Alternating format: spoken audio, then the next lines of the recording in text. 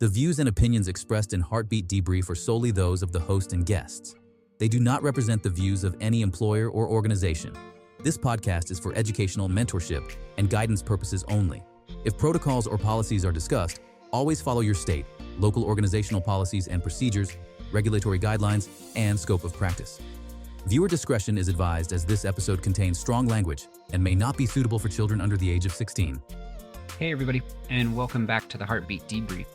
This is the show for the moments that we don't chart, the doubt, the dark humor, and the weight that we carry with us.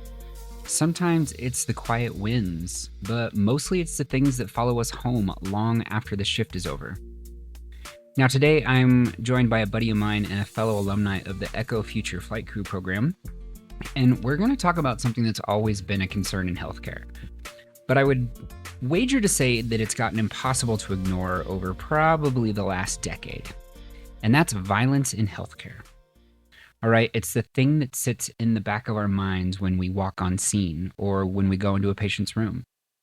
It's the calculation that we make before we turn our backs. And it has also become the unfortunate reality that far too many healthcare workers have faced. And oftentimes they face it without warning, and they rarely face it with not enough support afterwards. So to kick things off, Jame, I'll let you introduce yourself and tell everyone a little bit about who you are and why this is such an important topic in our line of work. Thank you, friend. It's good to see you again. So my name is Jame. I've been a firefighter paramedic with the Kansas City, Missouri Fire Department for a little over 9 years now. Been in EMS a total of 16, which is flying by, and I'm still struggling to...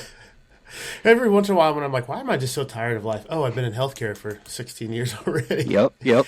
But along with Kansas City, I also work rural EMS as well part-time. I work in an emergency room part-time, and then I just accepted a flight job as well. Very nice. And so, yeah, I'm pretty excited. Finally, getting the weight down, getting the test passed. It's never fun. Well, actually, you're skinny. You don't have to worry about that. But no, it's been an adventure so far. So no, I'm grateful to you to have me on. I know you had reached out to me about the foundation I started, and you and I could stay in here and fill this episode swapping stories back and forth about times we've got our asses beat, and not just we got spit on or punched or cut, but we've actually got our asses beat. Anybody of us that have been in healthcare long enough that's happened to. So we had, in April 27th of last year, 2025, we had a firefighter paramedic here in Kansas City stabbed to death. His name was Graham Hoffman, and it was the routine medical call. Now, we say routine for us here in Kansas City, not routine for the world, but it was, the routine.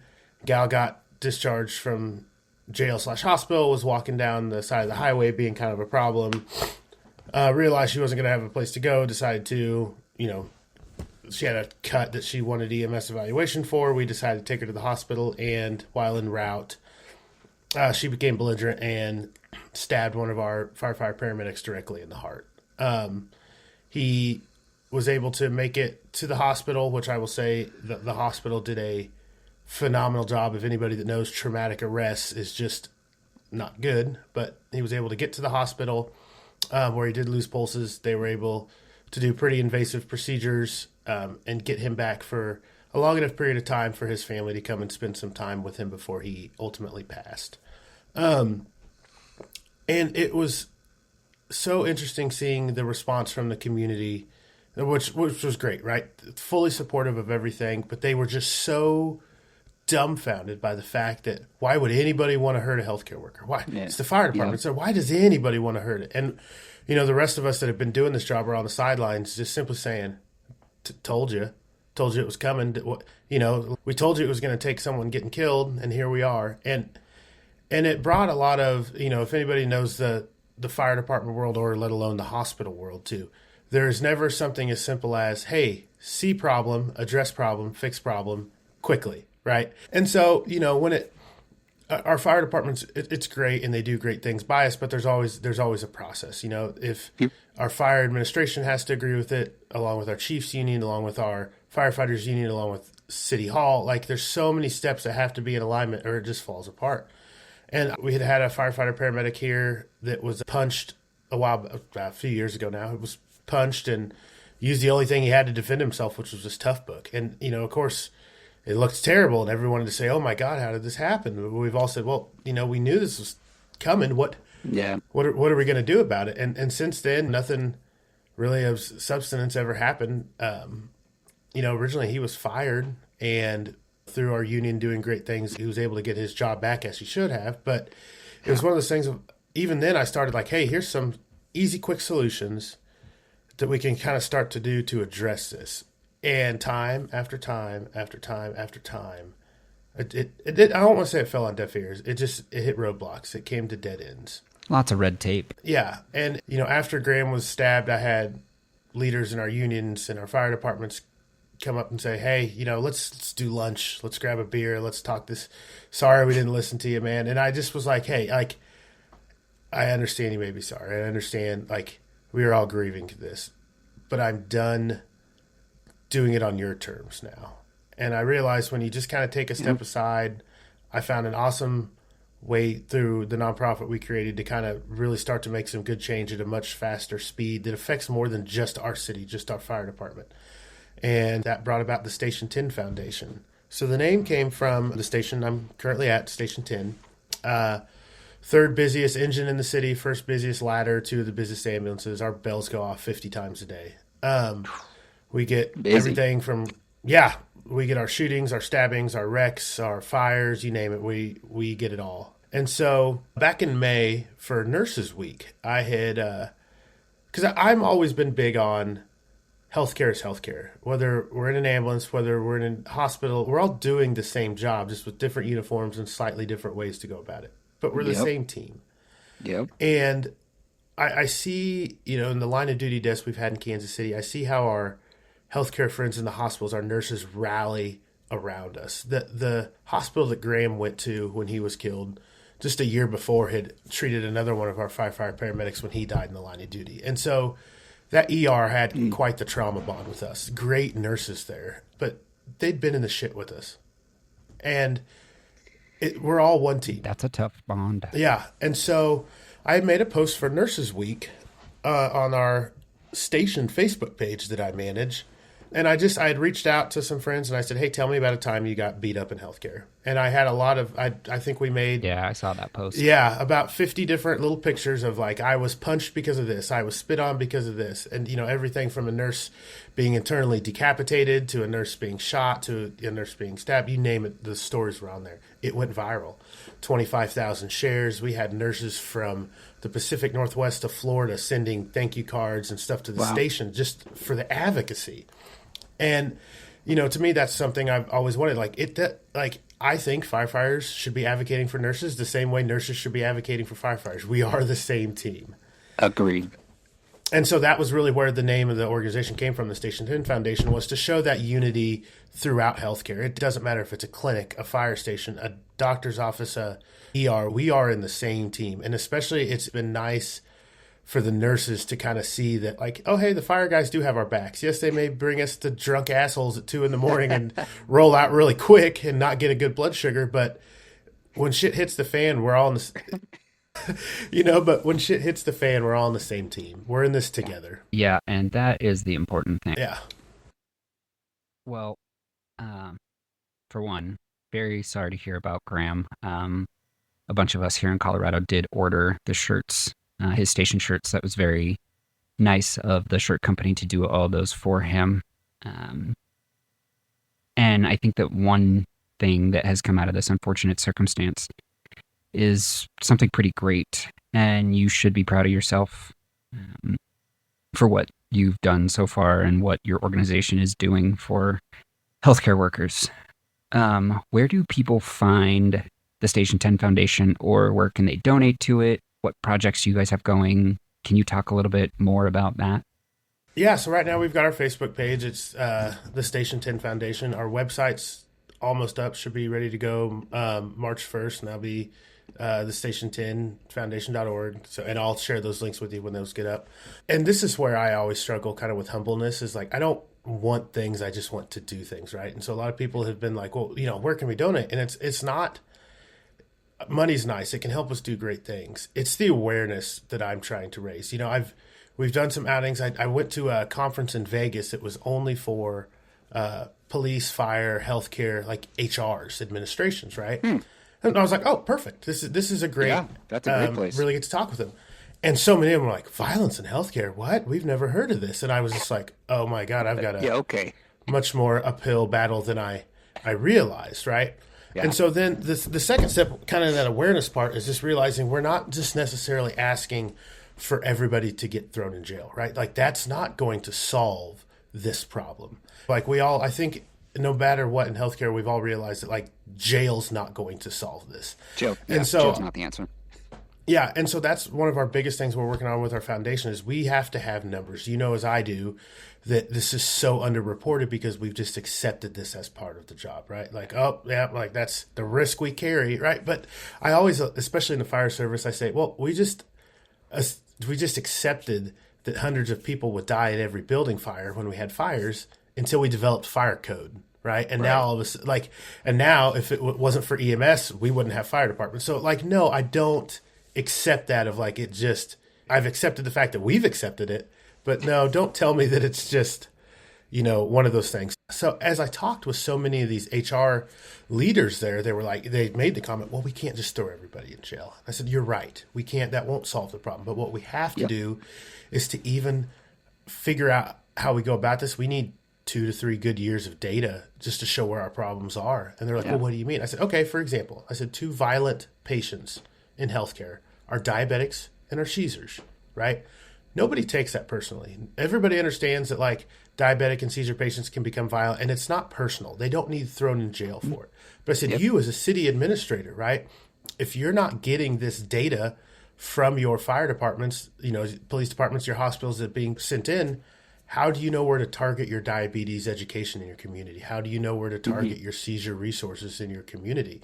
And you just watch that deer in the headlights look at them like, oh, I never thought about that. You're like, I want to be angry at you because you didn't, but that's okay because you didn't live in the world where you had to. So now that you know better, do better. Yeah, like we live in 2 very different worlds, and now I'm finally shining a light on it. Yeah. So back to your original question, obviously check out our Facebook page. We do a lot on there. Our website will be up pretty quickly. But like I said, at the most part, we just need the advocacy. We just need the education in the community for those of us that don't experience this life every day, just to know that it exists.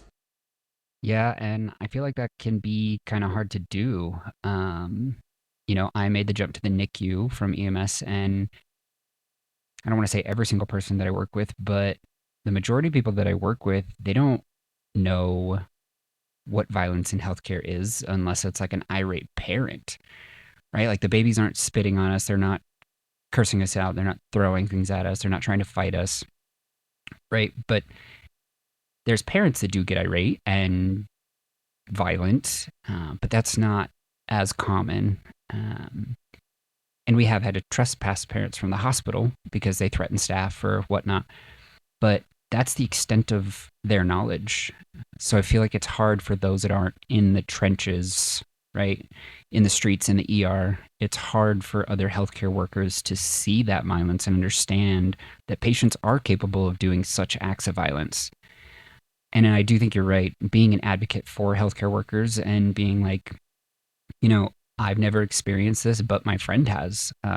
My friend got beat up on a psych unit, or my friend got beat up in the ER. And just being an advocate for their friend, that is super important. You know, it doesn't, you don't have to see, you don't have to experience it to still show empathy for it. Like with all of the things going on in the world today, whether we agree with the political side of the spectrum or not, right? We can see something from afar and say, whoa, that's not right. Like, I don't know necessarily what I can do about it, but I'm at least going to acknowledge here that we are not on the same page with what's going on. And, you know, kind of the running joke is the further you get away from the ER, the more steps are in place to prevent it. And that's just the nature of, especially in a hospital, right? Yeah. In an ambulance, we are the first there. So whatever happens, happens. The ER is that second layer of they can walk in the front door. There's been times, and trust me, I still carry this anger towards myself. There's been times where I have brought in patients and I didn't see the gun on them, and I drop it off at the ER, and the ER is like, oh, hey, did you know that guy you brought in had a gun? And I feel like a piece of shit for it, right? But, Yep. you think about the time it gets to maybe an ICU where that patient's naked, got a gown on, got a catheter, everything else, right? Maybe intubated, sedated. That's not a problem, child. Now, yes, do you still have family? Oh, yeah, you got irate family all the time. Or you want to really talk about the nurses that are getting it handed to them. Let's talk about our psych centers. It's the wild, wild west there. Oh, it absolutely is. And I worked at one of the level ones here, and our ER shares a psych ER. And so once we would med clear them, they would get sent back to like the little psych bubble. And there's always a staff assist or a psych response. And it would be that one of the staff members was getting the crap beat out of him, or a patient was irate trying to tear apart the bed that doesn't come apart because it's attached to the ground in the psych unit. And it really is a whole different world in there. And I've unfortunately seen too many of our psych nurses or BHTs get the crap beat out of them. But I think that just raising awareness that this stuff happens, and it happens more than any of us would care to acknowledge. And I think, at least in my time, I have seen a change with hospitals, some more than others. But hospitals are now putting up zero tolerance policy signs, or they're having patients and families sign a collaboration agreement with a zero tolerance policy in that. And I think that's great. No one should ever have to endure this violence. But it sucks that we have to put that out there, that we don't tolerate those things. It should just kind of be common sense. But I don't think that those types of things exist in fire departments or private ambulance companies, right? They don't have their patients sign a zero tolerance policy when you get on the ambulance or when the fire department shows up. They may have a bulletin posted in the back of an ambulance, but patients aren't reading that. I know that this could probably get the podcast shut down, but you know as well as I do, healthcare is profit driven. Whether you say you're nonprofit or not, right? Like, it will always be profit driven. And especially the hospitals that at least have the balls to say, like, oh, no, we're for profit. Like, you can expect even worse things from them. So here in Missouri, hospitals were putting out those, like, zero tolerance against violence patients, and our hospital association for the state put a memo out saying, like, it's really bad to have these. It can deter patients from seeking health care. It's the recommendation that we remove these. And so some of the local legislation we're working on here in the state level with our foundation is we're doing great things already, and I'm pretty excited for it. We are pushing for Missouri to be the first state to mandate healthcare violence reporting, same as we would child abuse or adult abuse and neglect. Oh yeah, that's awesome. Because when that happens now, we are taking away the hospital's ability that we don't have. Surprisingly, we don't have this problem as much in the fire EMS world as we do the hospitals. But like I told you, we're all the same here. And so when I take away your ability to hide it, cover up numbers, do anything else, and now the state is looking in on this, now we can actually have, and on top of that, it gives us the data we need. We need to know what happened. We need to know why it happened. We need to know when it happened, who did it, right? So we can actually start to look for patterns in this. There's, a local hospital here in Kansas City that is a problem child. So, for example, if you are assaulted and you want to press charges, it requires a 2 director approval. So your unit supervisor and the house supervisor then have to approve the pressing of the charges, at which point the hospital will then press charges on your behalf and then become the stated victim. Tell me why. Crazy. Right? Like, that's tell wild. me why. So we have here in Kansas City, it's called the Mid-America Regional Council, because we sit up on a state line between Kansas and Missouri. We all border. It's the same. So we had to have somebody come in and say, let's just kind of simplify some stuff here between the region. They do great work. And speaking with one of the guys from there, our foundation was able to get the first state committee on healthcare violence created. And so people from all over the state, we do a lot of great work. Here's the situation. Nurse, pick 100-pound nurse, 200-pound guy on PCP, starts beating the brakes off this nurse. No matter what strategy you try to teach them, from the once every 4 years, 1 hour inpatient or in-person, insert 4-letter like abbreviation class here, right? Yeah, de-escalation training that they've taken. Yep. Eventually all those techniques go out the window when you're on a full-on fist fight, right? And so these nurses defend themselves as they should. Hospitals are not only firing them, but going after their licensure. Yeah, because now you didn't follow the policy that the hospital taught you to properly de-escalate a patient, or rather, I guess, remove the attacker. I remember one move. It's like if they pull your hair, you're supposed to grab on their wrists and then you pull their hand down towards your head and then you push them away, right? And that's not going to save a single healthcare provider, okay? And remember, you're probably in a fist fight at this point, and you're just trying to make it out of the room, let alone make it home at the end of the day. And on top of that, you only train on it once every 2 years, 4 years. And here's something, too, to where this isn't on the nurses by any means. But it's something I want to, as I've been talking to a lot of nurses, change their mindset of, right? They say, oh, we're easily replaceable. You're right, you are. But I also see you taking those 3 times the dollar figure traveling contract. Why do you think that hospital is getting travelers left and right? One of the big things we want when we get some of this data, I want to put it in the leapfrog scores. I want nurses to, before they apply to a hospital, right? Like, oh, this hospital lets their nurses get their asses beat regularly. I may not apply there, right? And I got some grief for it, and I could understand why. But I also had a lot of people, once they sat down and thought about it, were like, "Oh, you're right." There's only been 2 times that I have ever seen this in the realm of nurses. I've ever seen them completely united. And the first one was a few years back when that metaphor, the doctor's stethoscope, he called the nurse the doctor's stethoscope. And then recently when our current administration kind of selfishly cut some funding for the nurses and their secondary education on some of that stuff. Yep. Which I'm glad. I'm glad there's the unity there. Yeah. I just want that same unity to extend to this, because you piss off nurses, heaven help you. Oh, yeah. And so, you ask any nurse and they all know this is a problem, but we've never had insert 3-letter agency of any nurse, that we pay dues to. I just want them to tackle the same problem. They are quick to speak out on some of the stuff, and I just wish we had that same unity, because I know for a fact if you piss the nurses off and unite them in this, we would get some stuff done. Yeah, and I'm not sure as to why nurses can't get behind, on full-on nationwide agreement that violence in healthcare has to come to an end, right? We've got, nurses unions in California and New York and other states, and they're made up of thousands of nurses. I mean, New York just finished a strike, and there was 30,000 nurses there, and California's on strike, and they can all agree that we, across the country, have unsafe staffing ratios. We need better pay, they need breaks or helping hands or whatever it is, but we cannot collectively as a whole get behind that healthcare violence has to come to an end.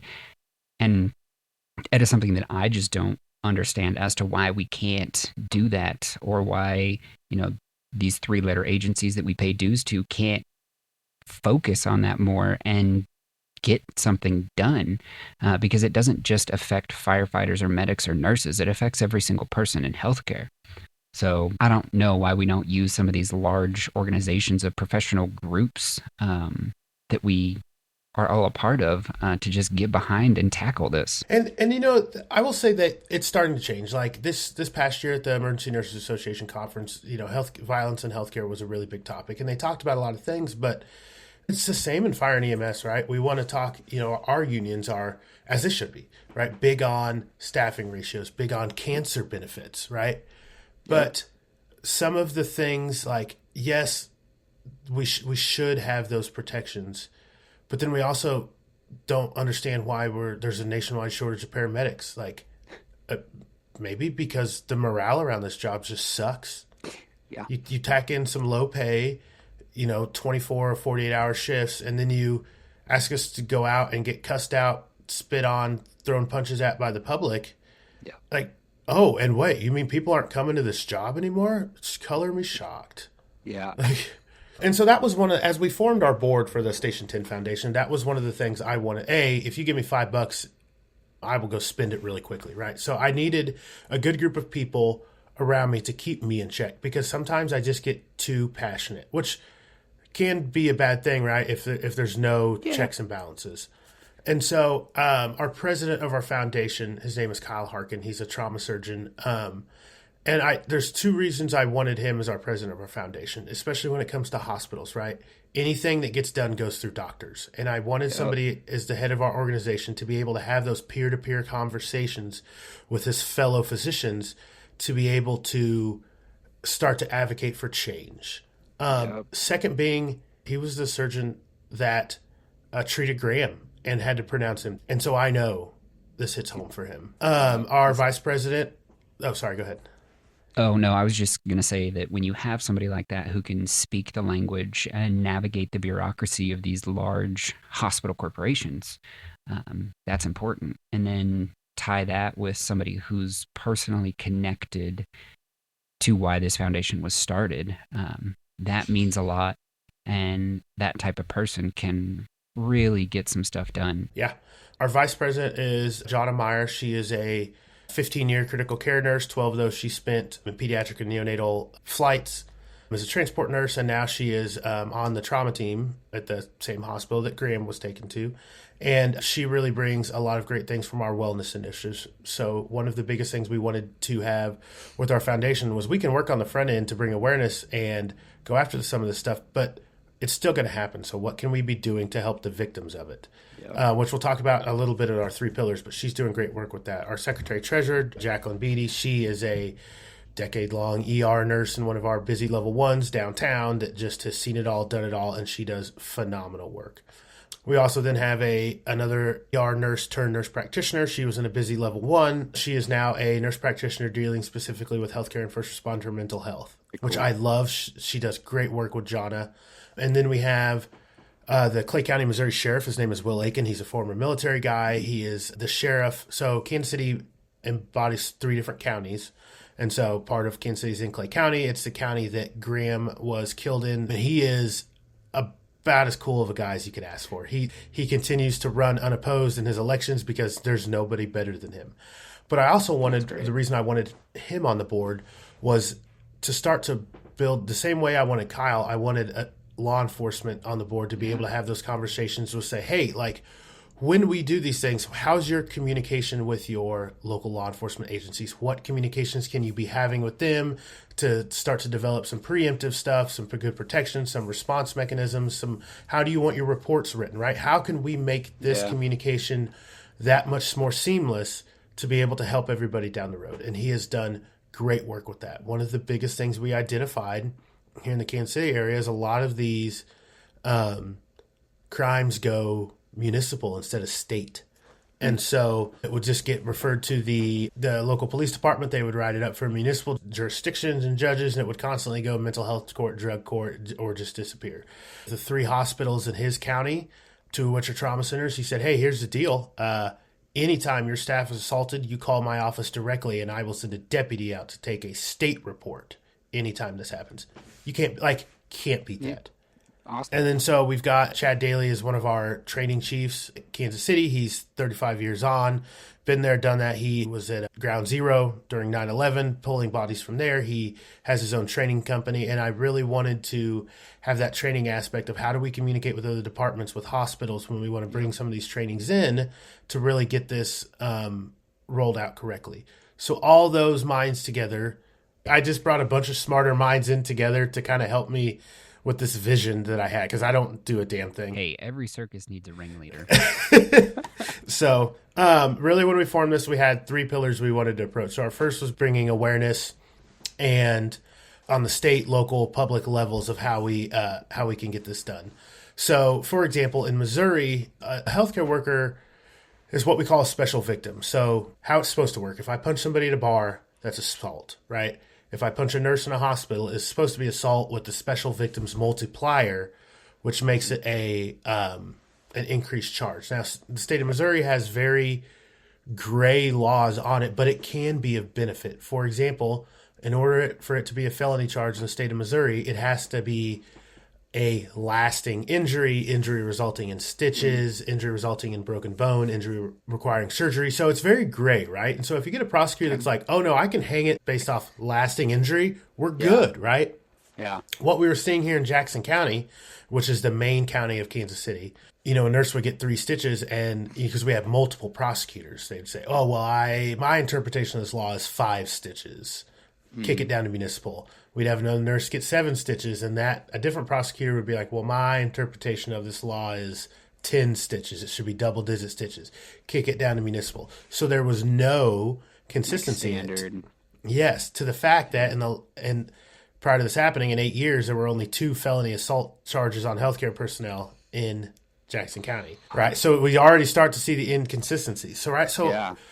Right away, we don't need massive changes to fix some of the stuff. We just need consistency, communication, transparency, right? Since Graham was killed, we have at least got the Jackson County prosecutor that any assault on healthcare report she personally reviews. Okay, that's a start. That's a start. Yeah, and I'm happy with that. So then our second kind of pillar is our education and our response to it. So working on de-escalation and self-defense training. And I'm not talking about like, what could you have done differently? We're talking about true on de-escalation and fantastic self-defense. So we partnered with a company out of the St. Louis area called VEST, V-E-S-T, Violent Encounter Survival Training. It's a firefighter paramedic out of that area that created this program 3 years ago, and he's done great things with it. He originally created one just for the fire and EMS realm, and since partnering with our foundation, we've created a class for hospital-based as well. Here's the problem with that class, though. We've taught it once. You know as well as I, getting that actual class in a hospital will be hard because the lawyers get involved and they're like, well, what do you mean? What's that ponytail grab? I can't do that. So really what we're kind of thinking of is that class may just have to be taught at a neutral site until we can get more buy-in. Yeah, and I'll say before we continue, the level 1 that I worked here a few years back, we had an incident and the hospital had us all sign up for this off-site training class, but it was taught at one of the local Krav Maga studios, and they developed a whole day course for every single member in the ER plus our paramedic squad that's hospital based. And every single person took that class, and they tried to set it up so that the room we were in was roughly the size of an ER room or an ambulance so we could get a feel for it. And you don't have a whole lot of room, or there's stuff on the wall over there. It's not just a big open area that you practice in with like a lot of these 3-letter courses that are in a conference room in a wide open space. They really made it for us so it would suit us, so it would feel like we're in a confined space. And what are you going to do? Okay, what moves are you going to make that aren't going to hurt or maim the patient? Because that's not our goal, right? But the goal is personal safety if someone tries to attack me. We it was fascinating as we were talking. We did our nurses class, right? And so we would just talk out scenarios and say like, how many of you carry panic buttons? Some hospitals do. That's great, right? I'm glad that they can afford those. But, we said, like, you're in your room, your phone's outside, you don't have your panic button. What do? You're being attacked. You're in a corner. And it wasn't big things, but they were just like, I said, what about your code blue button? Yeah. Oh, well, that's for code blues. I said, we're about to have one if you don't hit it. Yeah. Like that is your lifeline right there. What happens when you hit a code blue button? People come running. And I said, and do you think they're just going to stand there and watch you get your ass beat? Because they said, well, this isn't a code blue. You have to stand there and fight it. No, hell no, they're not going to. So just simple things like just starting to kind of gear their mindset. Yep. Talking about, do you have like a cow or the little computer on wheels? Like, where do you, when you wheel them into a room, where do you put them? Oh, right here. Oh, so you put them to your back to the family. Well, I'm looking at the patient. Can the family beat your ass? So a lot of it's not like so much of it.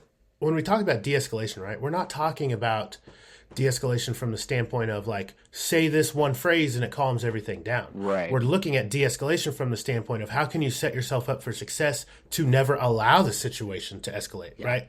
Yep. Like you ain't getting jumped if your back's to it. And so along with that, we have our self-defense de-escalation courses. We also, like offer just consulting. So if you've had a violent incident, we can bring people like Chad or people like Will in and say like, hey, let's look at some policies and procedures and figure out how we can kind of change some stuff to, again, from the de-escalation standpoint of it's just not getting worse, right? And then our third standpoint being our well-being initiative, which is what Jana and Laura have done such fantastic work for. So we've partnered with several, and I say this very specifically, culturally competent clinicians and clinics in our area to be able to treat our victims. So we have clinics that can offer everything from acupuncture therapy to NADs to ketamine therapy to sell a ganglion box. Wow. We have clinicians that can do 24 to 48 hour crisis sessions for any of these individuals. And then also, I'm a certified peer supporter through the International Association of Firefighters.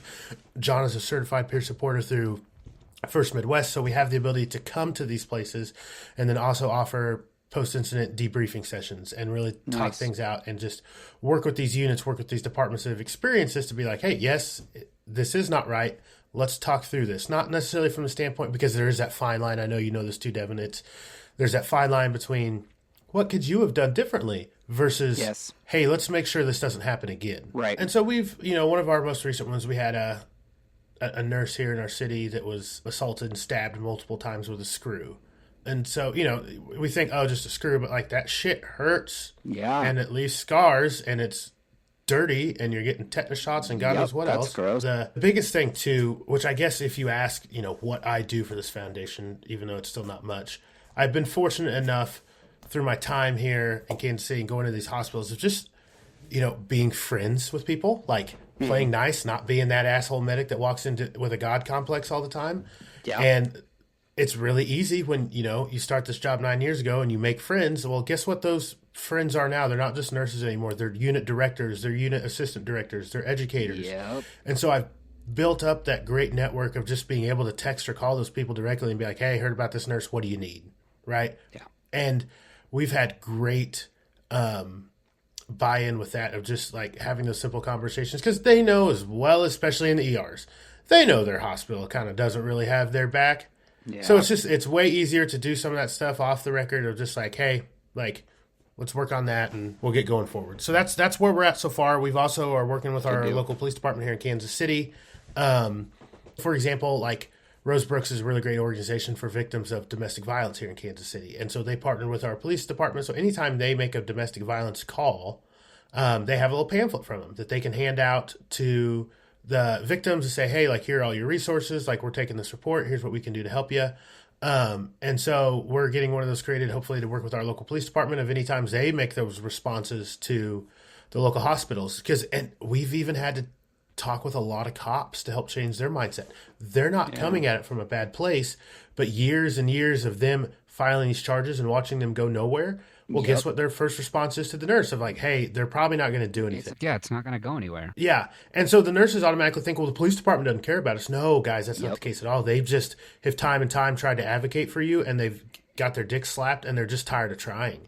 Right. So a lot of the education towards the police department has just been like, hey, guys, things are changing. I need you to kind of gear back, switch gears and just know that this, like, we're doing good things now and it is going to go somewhere. So getting a pamphlet to just be able to give those nurses, those techs, whoever it may be, those resources to say like, hey, things are changing. This will be personally reviewed by the prosecutor. Here's a list of resources from the Station 10 Foundation if you guys need anything going forward. That's awesome. And that's really great because I have seen time and time again, like you say, these nurses or techs, they get assaulted at work and then they file a report and an officer shows up to take their statement and the officer says, hey, this probably won't go anywhere, or you'll hear from somebody in 9 months, or, hey, I'll take your statement, but it's probably not going to mean anything, and, this person's going to be out next week, or the DA doesn't bite.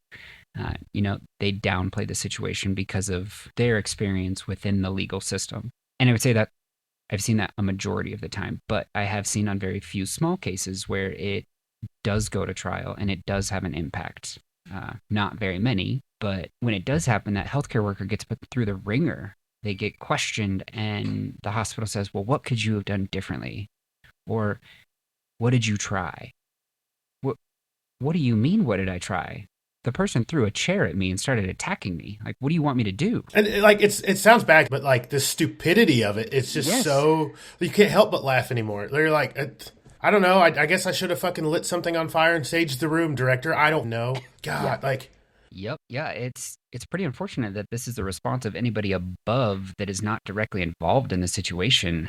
Because if you ask anybody that works in the ER or on an apparatus who was either there or has experienced something similar, they were like, oh, I don't know what I would have done. I probably would have done the same damn thing you did. You know, and I keep hearing the term leadership crisis being thrown around. And I think we can all agree, those of us on the front line agree there's still some sort of a disconnect between the front line and leadership. And what is really bringing that to light right now is because a lot of the people that are getting in leadership, we know were once us. And we're starting to ask, like, what the hell, man? Who were you? Like, why are you this way now? And I don't think it's a leadership crisis. I think it's leadership culture and pressure from the top down. Because especially even in the hospital settings, right? Like, the higher we get, the more responsibility we take on, which is okay. Yep. Like, that's why we want to promote, to do great things and affect change. But what's going on in our leadership right now is the amount of pressure, especially in a hospital, especially financially. How do we cut costs, right? Because if a nurse is off for some time, now we're hiring overtime or like, right? And it's all down to the bottom dollar. How many times, right, in nursing have you been told, well, yes, we know that we need more staffing, but we need everybody to start taking their lunch breaks so we can justify it, right? It's not the fact that we're working our nurses through their lunch breaks. No, that's not the problem. It's that we need them to take the lunch breaks so we can actually have the downtime to show that we need more staffing, right? Yeah. And so then our friends who are now our directors of these ERs or who are advocating for our staffing are sitting in these suit and tie meetings with the C-suites being told, like, well, you've really got to tell your staff to start taking their lunch breaks or we can't justify more staffing. Yep. Right? So is that a leadership problem? No. It's an administration culture from the top down that's killing who used to be our bright and beautiful and bold, intelligent, aspiring leaders who wanted to make this change. And I hear all the time, well, so-and-so, she used to work with us and now she's our director and it seems like she doesn't care. I watched an ER my very first day of my little baby paramedic clinicals, right? There was a charge nurse in this ER that I was at who, like, literally grabbed me for my first intubation. I love this woman. She is phenomenal. She is a fantastic leader. And I watched her become the director of that ER during COVID, which we all know was not easy. And she has nothing to show for it at that hospital other than the staff that worked under her that knows who she was. Now she's an ACNO of a hospital and doing great things, but even still in her role, she's still limited. Like, I hate to say it, like, I think the only way I can solve this is if I just run for president of the United States. Because I don't know, it seems like no matter how high you go, for some of the most simple solutions, there's always these stupid roadblocks in the way. Yeah, I feel pretty much the same exact way. We see these nurses, they work side by side with us, and as they move up, we're really hopeful that they're going to do these great things, and they get to the point where they're over the hospital and you're excited. You're like, this is it. Like, we've solved the problem. Right. And then, they do their first year and they do their year review with you and they're like, all right, what's gone well in our hospitals? Like, PEDS is doing this, the NICU's doing this, the ER is doing this. Like, what's going well? What's not going well? And we're like, you were literally with us less than a year ago. You know what's not going well. And nothing's changed. But what I think the problem is that they get into these leadership spots and everyone else other than them is on the same page. They're the new blood, new ideas, new how do I take care of my staff type of feeling. But that's not what everyone else upstairs is thinking. Everyone else upstairs has jumped on the bandwagon of, hospital bottom line or other projects looking for the future, not individual units and what the units need and staff retention. And then that new person, because they don't want to get ostracized and be the odd man out of the new administrator group, they also jump on the bandwagon and they put behind them everything that they thought they were going to be fighting for just so that they can have a seat at the table still and maybe eventually affect change by slowly trying to change one person at a time. And it turns into this long, slow game that they had not anticipated. And I think a lot of people don't see it that way. Maybe I'm the only one who sees it that way, but I feel like, you become the minority when you get up that high and you have all these ideas that the majority is going to overrule you no matter what. And I watched this nurse who's now that I was telling you about was our director. And, we always joked whenever I would bring a patient in to her hospital, which used to be regular. They were our closest hospital. Every once in a while I'd stop in her office, probably weekly or so, and just be like, hey, time for rounding. Let's check in on you. And it was after I even stopped working there. But and I hate to say this, and she'd probably stab me if she knew I was talking about her, but I'll tell her anyway. Like, I just saw the light go away from her eyes. Like, she is a brilliant nurse, a brilliant leader. And I was so excited to see her in that role. And you just watched over time, it just get sucked from her. Yeah. And I was so glad when she finally left, and I didn't even hesitate to follow her over to her new hospital. And she was the ED director there before she got moved up to the ACNO. And I was just like, hell yes. And even when I left that hospital, I did one last final rounding session with her, and we talked for a little bit, and you could tell that I don't think she was overwhelmed. She knew what she was signing up for, but I think it was almost that stark reminder of like, oh, here I am back in like not fun leadership for a minute. But I will say there's no one I trust more than that woman to see it through for the right changes. And that's what, if any leader would even be watching this podcast, like that's what I hope they take away from this is like, this solution, like healthcare violence, is not getting solved tomorrow. It's not getting solved next year. No. In a perfect world, if we can reduce it by 50% in 10 years, I will call that a win. Yeah, but we've got to have the leaders who are willing to tough it out and see it through, and not just rely on. I'll do a little sidebar. There is a program here in Kansas City called the Valiant Program, and it is an outpatient program only for military's first responders, and they recently started doing nurses within the last couple of years. Okay. We've referred a lot of great friends to it, and it was by far, Devin, the hardest thing I've ever done. Harder than medic school, harder than my FPC. It is. It breaks down years of trauma. And of course, what's the number one precursor in going into healthcare? Like, make sure you have plenty of childhood trauma that you bring along with you, that you try to solve through your career, because that totally works every time, right? And so the guy who taught it, he's a master's or licensed clinical social worker. His name's David Struther. He's about a 5'6", real buff, angry man. Retired firefighter, retired Marine. And so what I like about it is, like, it's not your typical therapist where you go in and you do the majority of the talking, because you know as well as I do, if you go into a therapist, some normal suburban mom therapist, we would put them in therapy with the stories we have, right? Yeah.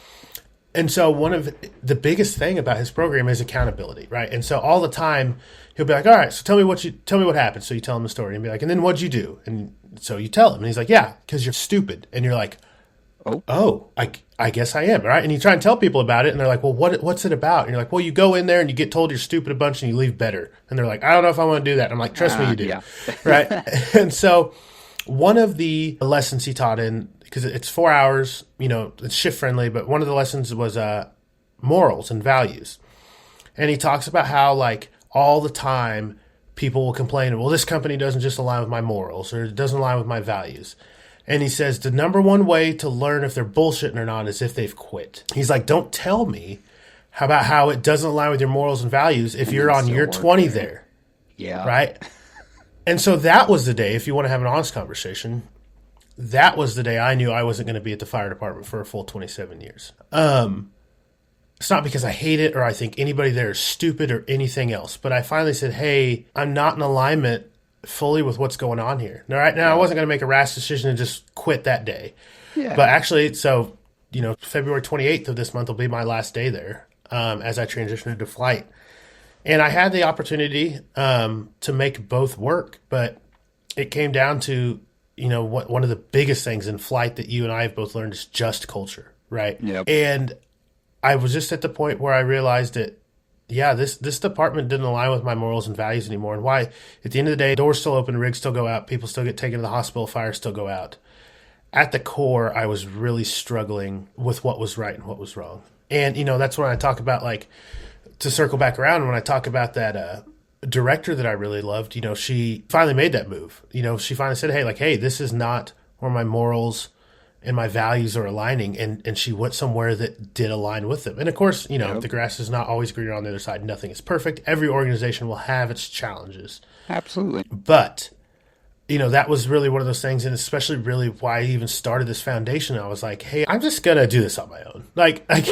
I understand that not everybody has ill intentions, but we're just not up to speed with what I think needs done. And I've also learned too, sometimes it's nice when that neutral party can speak on behalf of other things and get stuff done without city admin, hospital admin clogging up the way. Just since creating my foundation and partnering with that vest company, originally Jake had only taught about 40 departments on the east side of the state. And he's now got 12 on the west side of the state, including the Kansas City, Missouri Fire Department. I've been one of the instructors, and we have taught all 1,300 of our members we have put through this class. And it's a 3-phase class. So there's phase 1, and then phase 2 6 months later, and phase 3 6 months after that. And we go from everything from de-escalation strategies to good self-awareness to where you make sure you're safe, all the way to carotid artery restrictive holds. It's not a class that's playing around. It is a class that is meant for provider safety, and that's it. Because we can litigate things on the back end of it, but it does no good if you're dead. Yep, absolutely. And Jake's a perfect guy too. He was a former professional UFC fighter. He was a history teacher. And now he's a firefighter paramedic. So with his hands-on combative skills, along with his teaching techniques, there's no better person for the job that he does too. No, that's really awesome. I wish that more programs like that existed, but I think you're doing the right thing. And I think if you keep it up and you get some traction, more places, more people, I think, could start something similar in their state and become partners with your organization. Everyone's always telling you, the world's your oyster, right? And I've had great feedback already. I've kind of gotten back into LinkedIn, but I had Jana Price from the Nurse.org podcast reach out and make connections with her and hopefully get to go on her podcast. Made the connection with Dr. Peter Antevi and have met with him and got his support. Great man. Yes, I've met with a fantastic nurse up in Montana that does a lot of advocacy because everybody's doesn't like this. Again, like we talked earlier, it's getting the unification.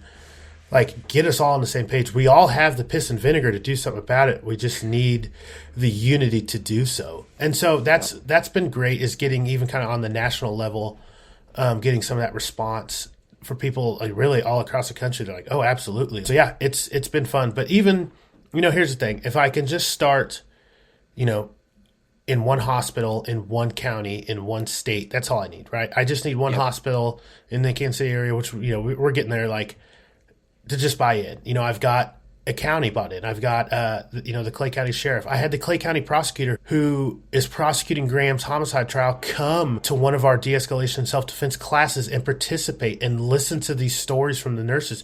And he was like, I had no idea. He was so sad and so angry because he's just like, I had no idea this was going on. And he looked at Will. He's like, why are your deputies not reporting this to me? And Will's like, because we're not getting called, But he did the self-defense stuff and had a blast. And so, yeah, just getting one sheriff's office, one county prosecutor on board, and then just getting one state to change their laws. It's all we need. And it spreads like wildfire. Yep. All it takes is one.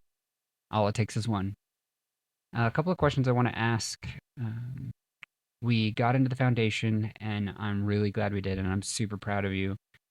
But I think a question that is on my mind and maybe some of the listeners' minds is, what do you think that real safety looks like in healthcare? Not just the policies that we're putting on paper, but do you have a vision for what safety could look like in, whether it be in the streets, in the ambulance, in the ER, the ICU? What does real safety look like for you? Easy. Empowerment. I need these nurses, these EMTs, these paramedics, these techs, these doctors to know that the shit's not acceptable. Because that's the problem right now, is we think it's acceptable. We think it's part of the job, right?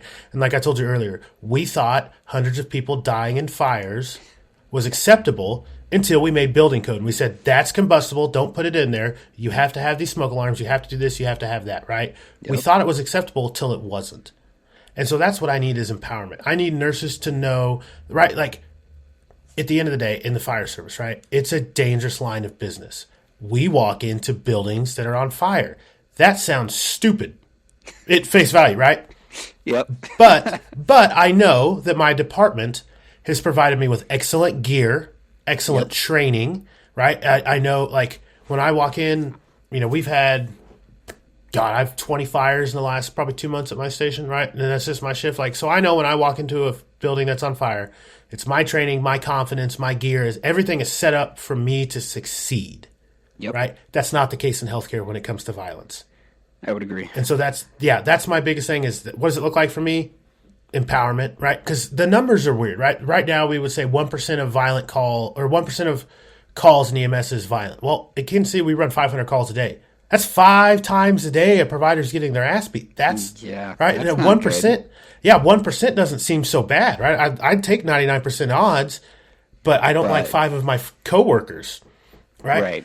And so even if I say I would, if I only cut that number in half in 10 years, you'd be like, in only 10 years, you get 50% of it cut back. Yeah, that's a win for how bad it is. Like, I'm not expecting an overnight change. I need 2 to 3 years of data, and then I need another 2 to 3 years of people believing it works, and then another 2 to 3 years of it implementing, and then we will look back on it. Right. Yeah. It's going to take some time. But I agree. I think you empower these healthcare workers to, have the knowledge that they need to defend themselves or get out of these sticky situations. Hospitals to have panic buttons or easily accessible code blue buttons that are not super low on the wall behind the bed. It just needs to be in plain sight for people to press, a staff assist somewhere else other than the code blue button. Those things, if they have those things in place and then they have the training for all of these individuals, those are the tools, right? Those are the tools that go in their toolbox that make them prepared to come to work. And it's more than just these 3-letter courses that you take every 2 to 4 years, but they come into work and they deal with whatever shit rolls downhill or walks through their front door. Because I will say, like, the majority of healthcare workers are pretty ill prepared for these violent situations. And to speak up about it. So something we've worked on, actually, we started with the Mid-America Regional Council and then our local police department. And so we met with, they have what they call the STEM unit, and they do a lot of like basically ideology, almost kind of like the show Mindhunter, where they do all the like special, like the criminal profiling type stuff. And so they have been tracking, and working with them, they've been actually tracking a lot of healthcare violence based in ideology, especially since COVID, with the like anti-healthcare rhetoric going around, which we're like, well, yeah, like we knew it, but we didn't have like really anything to show for. We're like, since COVID, it just seems like it's been worse, right? Yeah. But one of the big things we sat down with them was like, how can we get ahead of this, right? So, for example, the gal that murdered Graham, a week before she did it, she bit a police officer and tried to steal his gun. So why didn't we know she was a problem child? So I sat back and looked, I'm like, well, a lot of these we know, right? But it comes to just some little tweaks in how we share our data. So, for example, I sat down with KCPD, and what they agreed to do with us was they went back 3 years. And what the problem for them was they didn't have, like, whether it be mules or whatever type of charting they insert reporting system that they use, they didn't have necessarily like a tab for healthcare violence. So they had to go 3 years worth of reports and type in keywords like nurse, paramedic, hospital to generate all these reports, go through them all. And then they compiled 3 years worth of data of all the demographics, name, date of birth, social address of all those who had been arrested or ticketed for violence against healthcare. They then shared that with us at the fire department as a trial. And then every 2 weeks going forward, any new arrests in those 2 weeks that data gets submitted to us. What we're wanting to do on a whole regional level is, once we trial, which is going great with us so far, is then that info, every police department in the 9-county reporting agency will be responsible for submitting that to the Mid-America Regional Council, which they will then send that out to every hospital and fire and EMS agency in the 9-county area. So if you're arrested, at hospital A, hospital B is going to know about it, because it's as simple as, because we talked with a lot of these hospitals, whether it's Epic or Meditech, we can create dummy charts, right? So if it's James Moran 1 of 90, 1, 2, 3, 4, 5, 6, 7, 8, 9 social, right? If I check into that hospital, boom, flagged as violent offender. That simple. Okay, that's awesome. Are you guys also doing that with, like, let's say for KC Fire, are you guys doing that with your dispatches and be like, hey, this address is known hostile or aggressive patient and flag that? So yes, we do. Yep, we do flag our addresses, but something that's hard for us, right? Some of our most violent patients are, I don't want to say homeless, are people that like to hang out in the street corners and drink, right? So we may not have an address, we may just have an intersection. So working with our dispatchers to try and actually get names of people, right? Now our dispatch is pretty good. Like if the calling party wants to just be an asshole, they'll just stage us for PD till PD gets there. But a lot of those times it's like, well, hey, what's the person's name? Now a lot of times, right, it's the do-gooder that just passes by. There's a man laying with a bottle of alcohol on the street and he's not moving, right? Like, I don't know if he's breathing. Yeah, I don't know if he's breathing. God, like anybody in EMS knows exactly what we're talking about. Yeah. So again, it's not. We don't have to change massive stuff. We don't need funding. We don't need all this. We just need some clarification, some transparency, some funneling of that communication, and going from there.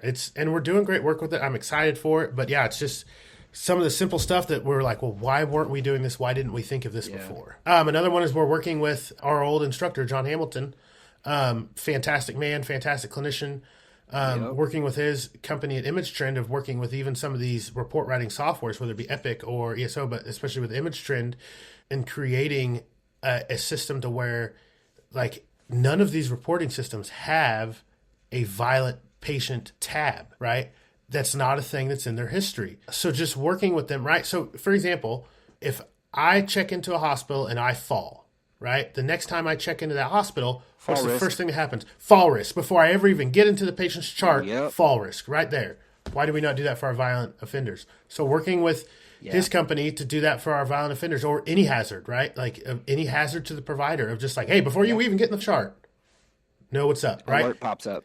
That's de-escalation at its core, right? Because now all of a sudden we know what we're dealing with and we can create the steps. Yeah. Whether we preemptively sedate this person, whether we restrain them, whether we just get extra hands in there to be with us in the back of the ambulance or the ER room.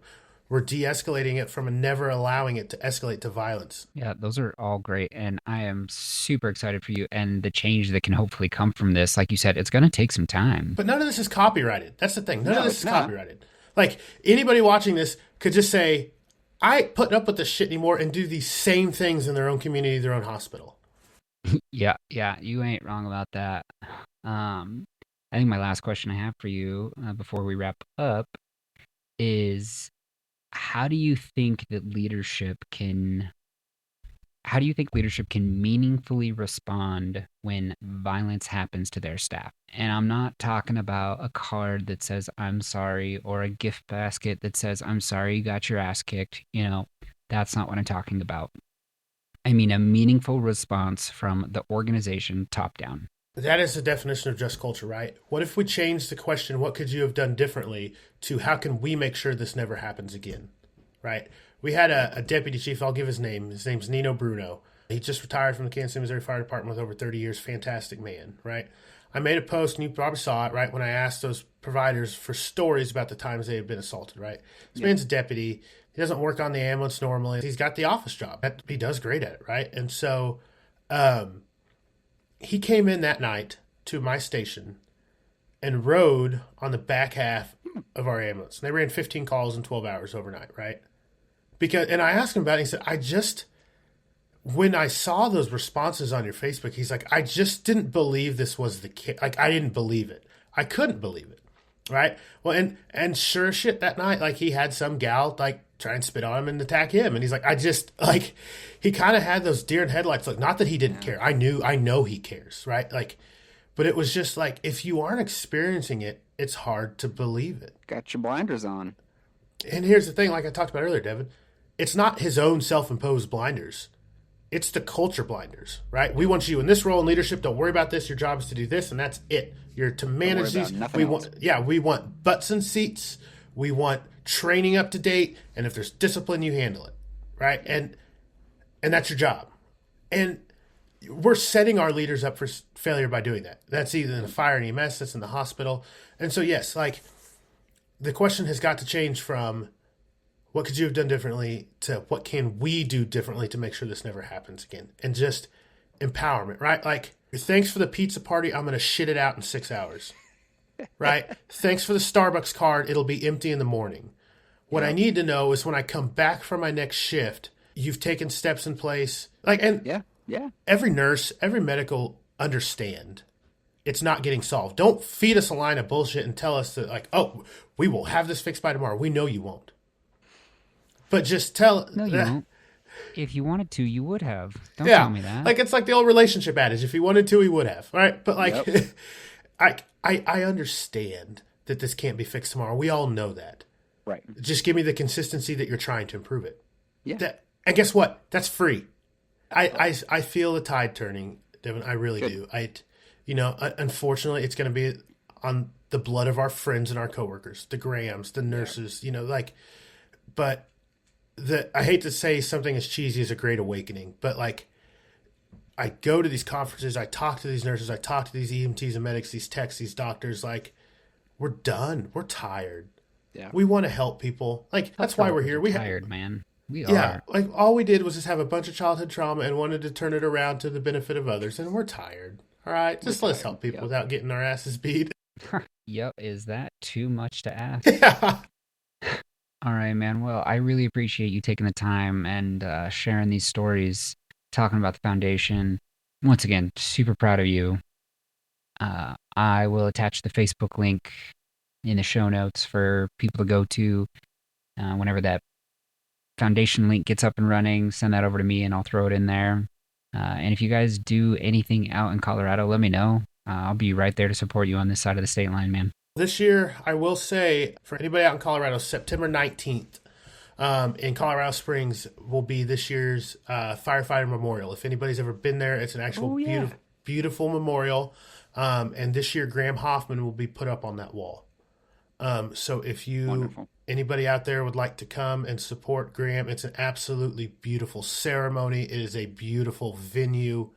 And if you just want to come out there and show the unitedness in healthcare and healthcare violence and help memorialize Graham, I know his family would, and all of us out there would absolutely love that. That's amazing. That'll be a beautiful ceremony. And I know the outpouring that you guys have received for Graham from all over, not just America, but the world, with his T-shirts. His T-shirt sales were all 50 states and 7 countries outside the United States, raising $380,000 for his foundation. That is absolutely amazing. And if that isn't unity, that I'm not sure what is. For somebody that only a handful of people knew in Kansas City, that all of America and people outside of America came together and showed their support for. But we know his story. Yep, absolutely. Everyone knows his story. Well, Jame, thank you so much. I appreciate your time and conversation, and good luck on your new job. I'm proud of you. Make us all proud out there. So if today's episode resonated with you, or you or someone you know has been a victim of healthcare violence, share this episode. Become an advocate. Check out the Station 10 Foundation on Facebook. I have attached it in the show notes, but it is the Station 10 Foundation on Facebook. #End Healthcare Violence. Coming March 1st will be their organizational website. We'll get that up here as well. But only we can be the change that we want to see in healthcare. So until next time, take care of your patients, but most importantly, take care of yourself. Because in healthcare, you never really clock out.